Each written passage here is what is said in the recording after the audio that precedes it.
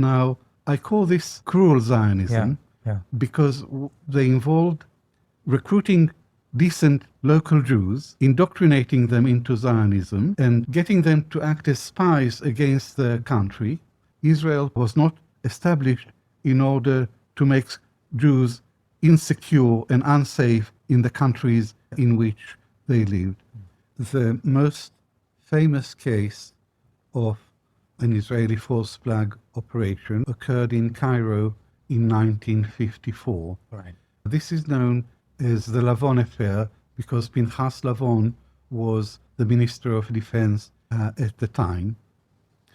And an Israeli intelligence officer named Max Binet was in charge of the operation, and there was a cell of local Jews, Egyptian Jews, operating under his instructions. And one day, a member of this cell wanted to set off a bomb in a cinema in Cairo, but it went off prematurely with smoke, so he was arrested and the whole cell was rounded up, including Max Binet.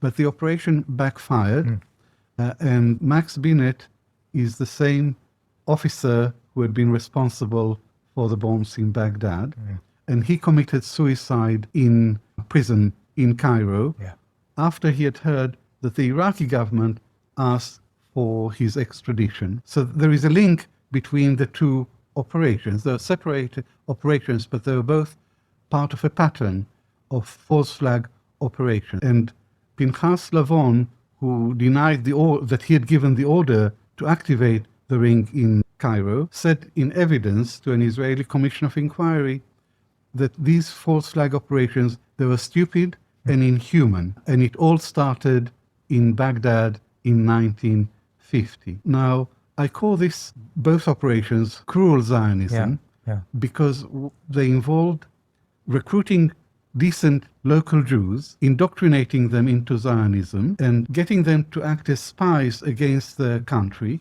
but worse still, turning decent local Jews into terrorists who plant bombs in order to frighten other Jews to leave the country. That's why I call it cruel Zionism, because this had very serious consequences for the Jewish community in Egypt.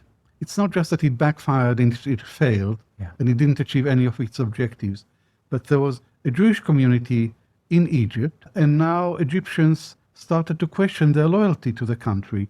They started seeing local Jews as a threat to Egypt's security, and that had very unfortunate consequences for Muslim-Jewish relations in Egypt, as it had done in Iraq before.